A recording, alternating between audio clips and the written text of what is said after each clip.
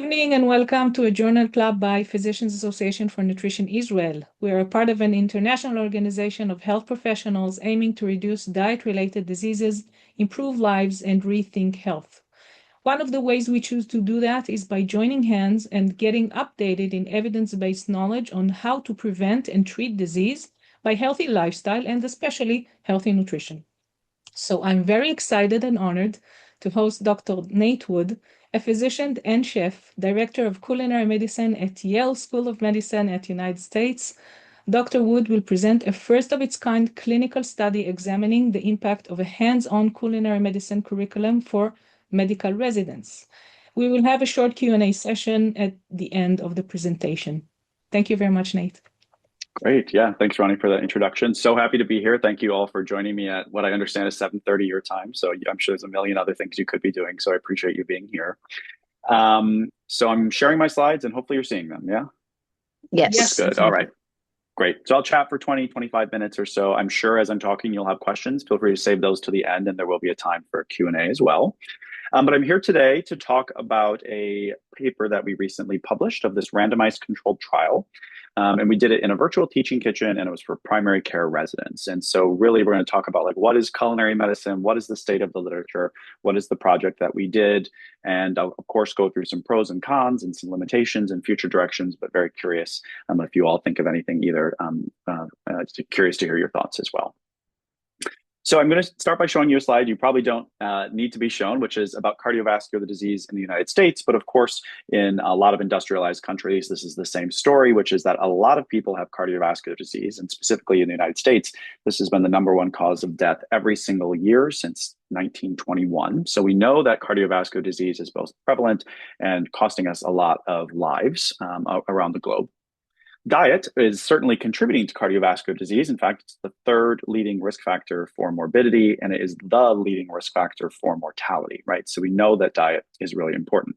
So you might imagine that physicians learn a lot about nutrition, but maybe you feel that you don't.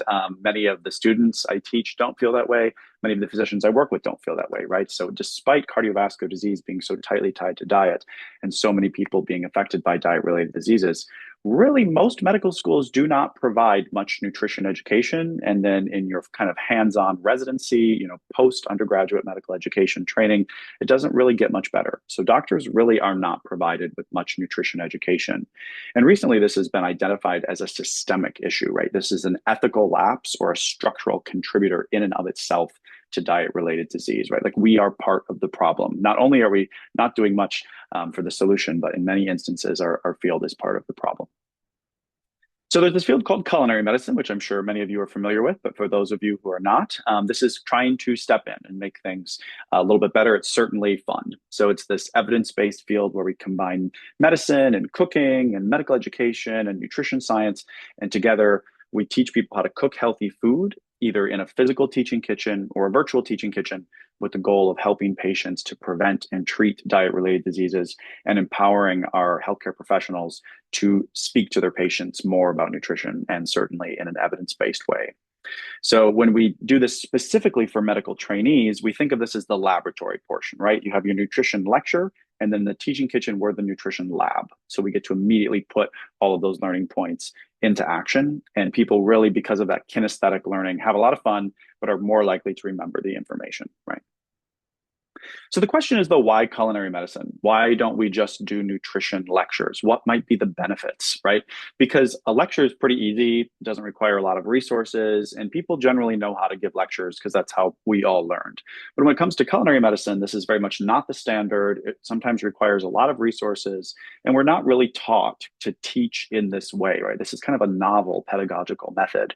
So it requires a lot of extra effort to implement culinary medicine. And so the question is, what is the benefit of culinary medicine over lectures? And really, in order to start to elucidate some of those benefits, we don't just need cross-sectional and other observational studies, we would need randomized controlled trials. So when I was doing my fellowship here at Yale, which I finished in 2024, I think, yes, how the years fly. I was surveying the literature and found that really these randomized controlled trials that continuously were being called for in the literature. Like we need RCTs, but no RCTs existed. So to kind of summarize the problem and how we sought to fill that gap, diet important, cardiovascular disease afflicts a lot of people around the nation. We're pretty poorly trained in nutrition as physicians, and culinary medicine could be a promising solution. However, we're not really sure what benefits culinary medicine might have over lectures, and there were no RCTs to help us fill that gap. So that's what we sought to do. We looked at our primary care residents, which you may hear me calling YPC residents. So those are our primary care residents here at Yale. And what we sought to do was kind of randomize them and see a traditional lecture-based curriculum versus a culinary medicine-based curriculum. Would it be helpful for those residents as they're trying to improve their knowledge, their skills, their attitudes, and behavior about how to help their patients with cardiovascular disease? So this was our research question. So how did we set out to really answer that research question? So there's something called the six-step approach. The Kern six-step approach is sometimes called for curriculum development in medical education. So for those medical educators here, would highly recommend this book and this method if you're not already familiar with it. But again, 6 steps in sequence to really develop an evidence-based curriculum is you identify the problem, do a general needs assessment, you then do a targeted needs assessment, you develop goals and objectives, followed by educational strategies, you implement it, and then you study it. So it has to go kind of through this stepwise fashion. So that first part, the problem identification and the general needs assessment, which is just another way of saying when you review the literature to see what other folks have done, that I just talked about in the introduction. So that was our first step. So next was doing a targeted needs assessment. So this is a needs assessment of your local learners. So that's where we started. So all of our YPC residents participated in this. We did it during the 2022-2023 academic year. We did an online survey, basically asking them about all of these different things, right? How comfortable do you feel providing dietary counseling for patients? What previous training in nutrition did you have? Do you want more? Do you think it's your job as a primary care doctor to be talking to your patients about nutrition? If you do want to learn more, what learning activities might be helpful for you, et cetera? So we compiled these data, and it mirrors what has been shown in other needs assessments in the literature in 2014 and previously, which is basically that, as you can see, really our residents believe it's a primary care doctor's job to at least provide basic dietary counseling. Like certainly dietitians know more about nutrition, they get more time with their patients, and they are extremely valuable partners in providing dietary counseling and medical nutrition therapy. But in the US, at least, it's sometimes very difficult for people to access dietitians due to insurance issues, or we refer them and then they don't go. So then it kind of ends up being us as the doctors or no one, right? And so we really want our residents to be able to provide basic dietary counseling, really relying on the dietitians for more advanced medical nutrition therapy. And as you can see, they really agree that that's their job to be able to do so, and they would like to learn more about that during residency. They think that's an important use of their time. Despite that, as you can see, most felt that they did not have the necessary nutrition knowledge and skills needed to provide basic dietary counseling to patients, right? So there was definitely a gap there. And they felt that if they were to obtain more training in nutrition, they would be able to better help their patients in both preventing and managing chronic diseases, of course, which we see all the time in the primary care clinic. We also asked them what types of training they might like to receive, right? Do you just want to listen to a bunch of lectures? Do you want to do work in small groups? Do you want to do online modules? How do you want to learn about nutrition? And as you can see, they felt very strongly about wanting to learn from a team of physicians and registered dietitians, which kind of warmed my heart.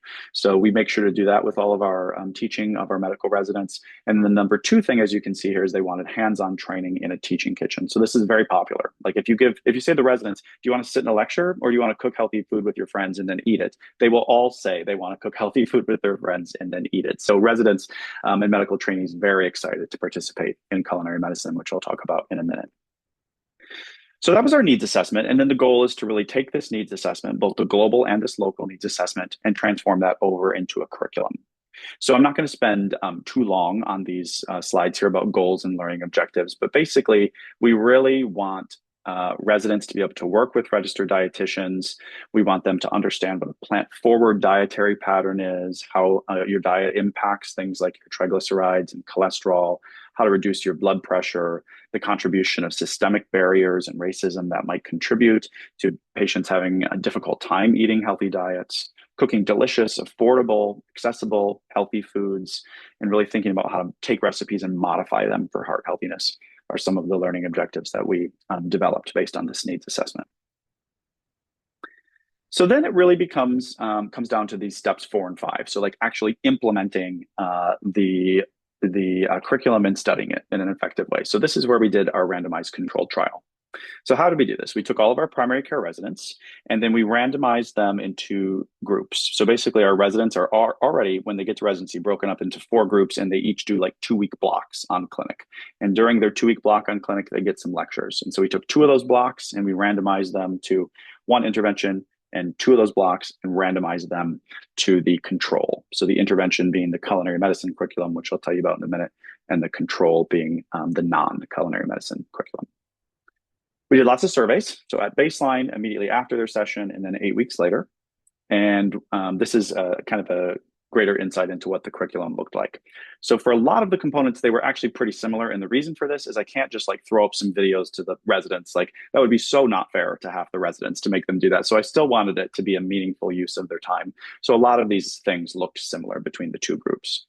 So we started off our 4-hour intervention by doing a group discussion of this Yale office-based medicine chapter. So this is a curriculum that's used by lots of different medical schools and residencies around the world to kind of educate their learners on primary care adjacent topics. And so there's this chapter on dietary counseling in primary care that we discussed as a group.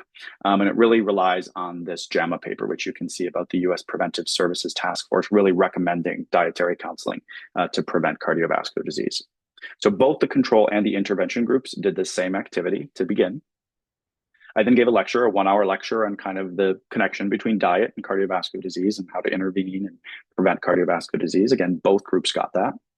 But then the next part was different depending on if they were in the culinary medicine group or in the control group. So if they were in the control group, I threw up an hour's worth of lectures from this video-based curriculum called Nutrition Made Clear, which, to be clear, is a very good curriculum. So I pulled out the pieces that were relevant to our learning objectives and played those for the residents.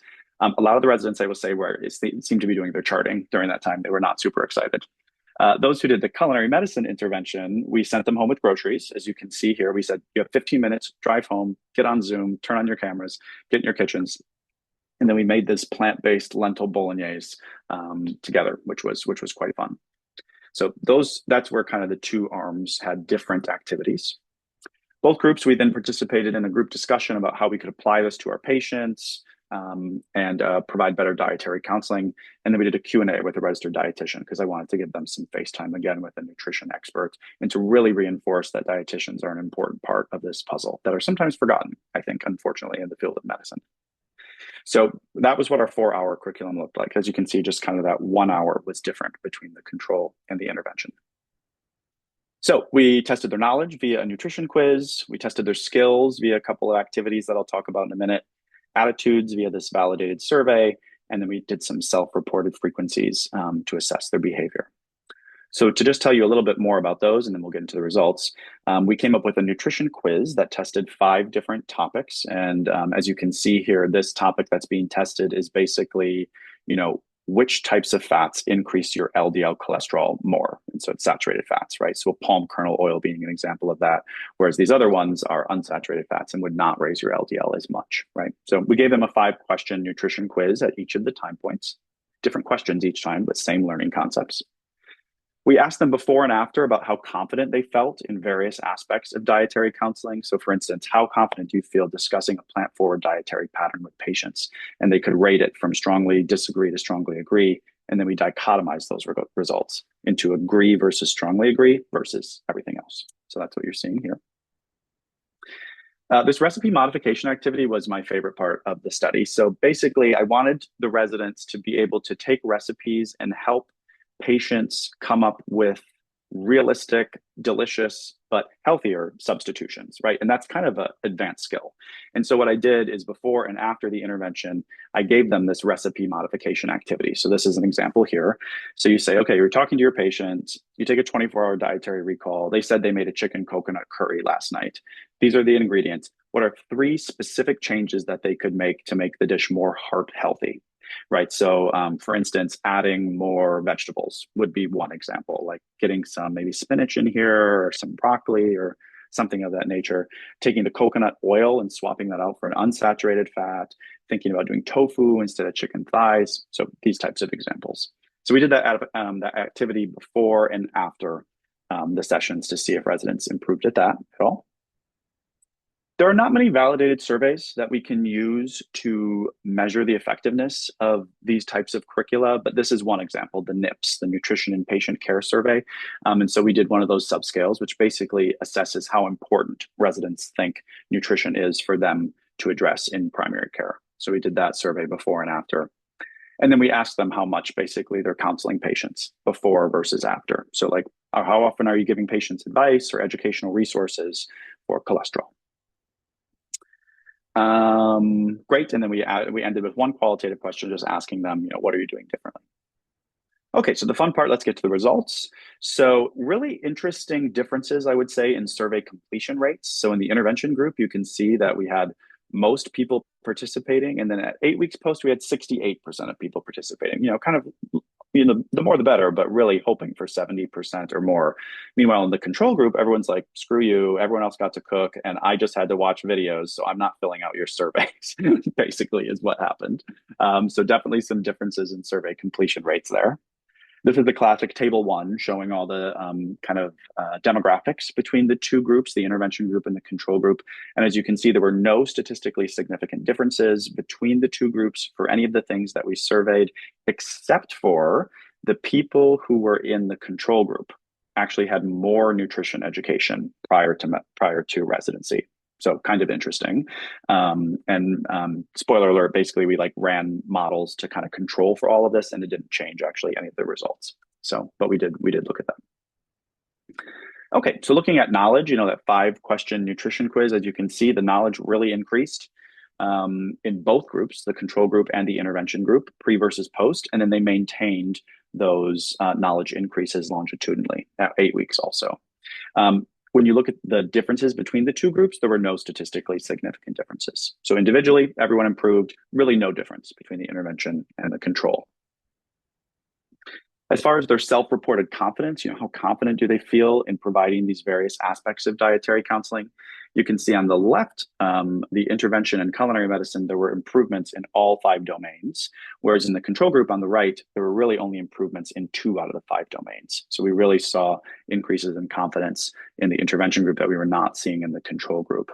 And when you really compare them directly head-to-head using these generalized linear mixed effects models, you can see that specifically this plant-forward dietary counseling, really, I think people didn't have a full sense of what that meant. And then I gave the lecture and that kind of helped them. But the people who also got to cook, they're like, okay, I get it. I totally understand this, right? And so we really saw that difference in the intervention versus the control group. The recipe modification activity, my favorite part, again, as you can see, improvements in both, but that improvement was only significant in the intervention group, right? And there was basically because there was a much wider variability in the control group. So even though there were similar improvements, the improvement in the intervention group was more stark and there was less variability. So that was statistically significant. That validated subscale from the Nutrition and Patient Care Survey, basically the score is up to 40. And the higher the score, the more important you think it is that we talk about nutrition with our patients. And so as you can see at baseline, really our residents are like, this is important. We didn't really have to convince them, but they felt it was even more important after they participated in the culinary medicine intervention, whereas there wasn't really an improvement statistically in the control group. They thought it was important before and after, but there really wasn't much of a change. As far as the behavior, let's see here, you can see that in the intervention group, they were providing educational resources to patients more after the intervention. Was not the case in the control group. And in both groups, providing pretty similar frequencies of dietary counseling pre versus post. All self-report data, so certainly a limitation, not to jump into the discussion. And then finally, kind of some feedback and behavior change thoughts, right? So basically every participant, except for one, in both arms. So in the control group and the intervention, all of those residents combined, everyone except for one person said that they had learned something and incorporated that into their practice of caring for patients. So just a couple of quick examples there about adding more nutrition counseling, giving specific examples of substitutions, really talking about nutrition more, checking lipid panels, referring to dietitians. So really fun stuff. And across the board was highly acceptable. So all the residents said that they would recommend this curriculum to future residents. and would like to receive more education like it in the future. And someone really put a point to it by saying, okay, come on, we all want to do the culinary medicine. Don't make half of us watch videos. So of course, in future years, we've now implemented this across the board. So all of our residents get culinary medicine every year. So just to talk a little bit about the results here, and then I'm going to wrap up. Essentially, both culinary medicine and lecture-based nutrition curricula can be feasible. They're well received, as we just talked about. When thinking about those knowledge-based learning objectives, you saw they were both the lectures and the culinary medicine effective in improving people's knowledge. And then again, all but one resident in both groups said that they had changed patient care as a result. So they really both have some big pros. But if you are at an institution or at a place where you're able to have a teaching kitchen and the resources to provide culinary medicine education, that does seem to have some potential improvements or some benefits over a traditional lecture regarding attitudes, confidence, skills, some of the things we discussed in the results. So again, both are good, but culinary medicine does seem to be better in some facets, and I'll certainly say it's more fun. So here in the United States, there's currently actually a big push coming from the federal government, and this is very much an evolving story, to incorporate more nutrition education into our training of our physicians, right? The ACGME, our kind of graduate medical education governing body, is involved in this. The AAMC, which oversees medical schools, the NBME, which does our licensing exams, they're all really now, in combination with the federal government, interested in changing this quickly. And so my take-home message is, if you're at an institution that can only do lectures, that's fine. You know, that's a great place to start. Lectures can be very effective. But if you can do culinary medicine, that's pretty fun, and I think potentially a more potent intervention. So some limitations of this study, again, we're a single institution, we're a single training program. So thinking about how this might apply to other places, certainly more research is needed. We had a large participant attrition rate in both groups, but certainly in that control group. You saw only 27% of people in the control group filling out that 8 weeks post-intervention longitudinal survey. So certainly could be some self-selection bias there in the results that we're seeing. And we started actually with a small sample size. So starting with a small sample size and then breaking it into 2 groups and then counting in the attrition rate, it was really an underpowered study, I think, in many ways. And so if we wanted to get really good answers from a randomized controlled trial like this, we would have to enroll many, many more participants, certainly. I discussed how the 2 groups, really not a lot of differences between them, except for this fact that those in the control group had received significantly more nutrition education in medical school. So that was certainly a limitation. Many of these are self-report outcomes, right? We didn't have a camera in the exam room and actually counted how often they were providing nutrition education to patients. We had to rely on self-report. So that's certainly a big limitation. And I think social desirability bias is certainly at play here. You know, they wanted to make me feel good, I think, about the culinary medicine training that I was providing them. And thus they're like, yes, we're super confident. We would love to have more of this, right? I think some of that was certainly at play. So some social desirability bias perhaps impacting our results. And again, if you have other kind of limitations that you'd like to discuss, I'd be happy to hear those. But thinking about future directions here before we wrap up, in the field of culinary medicine, we're working on establishing core competencies. There's kind of a modified Delphi method going on right now with Ronnie Pollack, who some of you may know, a great guy kind of heading that up. So establishing some core competencies, not only in nutrition education, which actually came out last year, but now in culinary medicine. And developing validated assessment tools and standardized curricula, looking at those in multi-institutional trials, really expanding culinary medicine through video-based culinary medicine curricula, and then incorporating culinary medicine with all of these other growing fields of medicine, which are so synergistic, thinking about obesity medicine, lifestyle medicine, climate education, food as medicine, and food access initiatives. So really, I think we're going to be seeing a lot more of culinary medicine in the future. And those who are jumping on board now are happy they're doing so. And I think in 10 years, people are going to feel like they missed out if they didn't. So that's my pitch for expanding culinary medicine. But that's 25 minutes or so. So I'll wrap up there. We have an Instagram if you want to follow us at Yale Culinary Medicine, and happy to take any questions from folks. Thank you so much, Nate, for presenting your amazing research, one of its kind. Thank you. Thank you for measuring the impact. That was amazing to hear.